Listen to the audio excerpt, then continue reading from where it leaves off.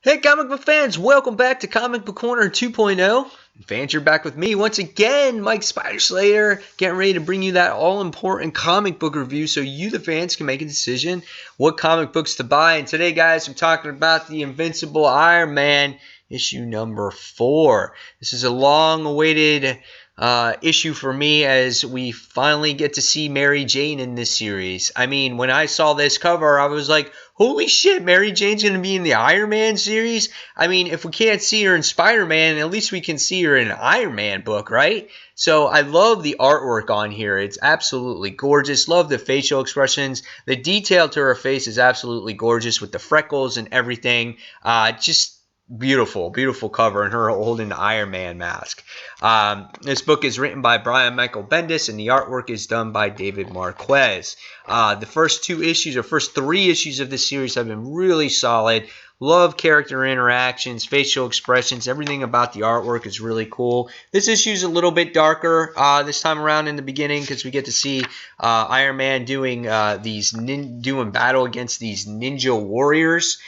So there's not as much detail in here. And you even get to see Iron Man go into some kind of ninja form, which I didn't think an Iron Man suit could, but he legitimately could do anything and everything possible.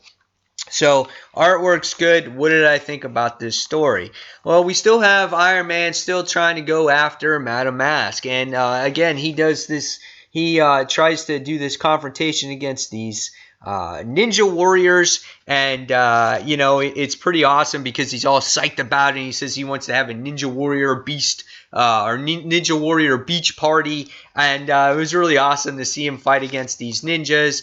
And he pulls out the Ninja Warrior armor, and which is something again I didn't expect to see. Something maybe I would see out of like anime or something like that. And there was this cool battle between these characters, and now it's another mystery that's added to everything else that's on his plate, where these Ninja Warriors came from and whatnot.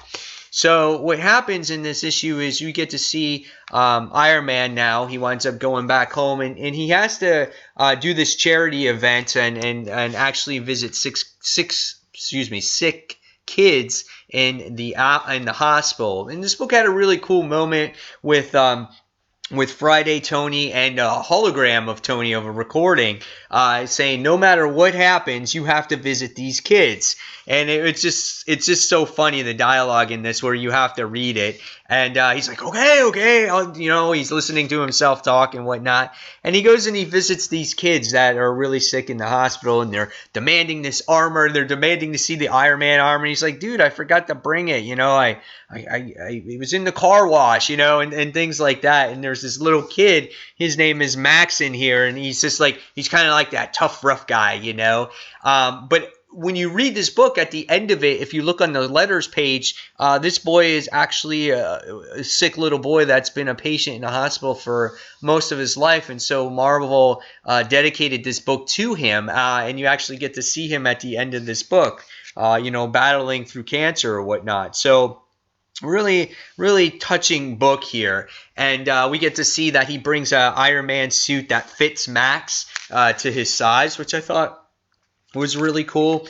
And then you finally, at the end of this issue, get introduced to Mary Jane. So this is kind of like the introduction to her in this series as she opens up a new club in Chicago. And everyone's just like, hooray, Mary Jane. And so she's reliving her dream of opening up a nightclub. She explains and goes into detail about how her other club didn't work because there's every supervillain and superhero group lives in New York, so she's like, why not move to Chicago and try this again? And she was drawn nicely. We didn't get to see her too often, but then at the end of the issue, you wind up seeing that Madame Mask makes her appearance right in the nightclub because she has to deal with, I guess, this thug or whatnot.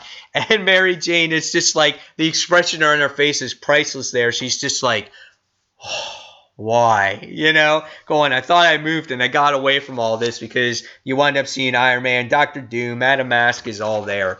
So, and then you get to see the little letters page with Max in the back. So, that was the story in a nutshell. A lot of dialogue in this book. What did I think about this particular issue? I want to say that it was a touching issue. that it was dedicated to this boy Max. I think Marvel did a nice job there.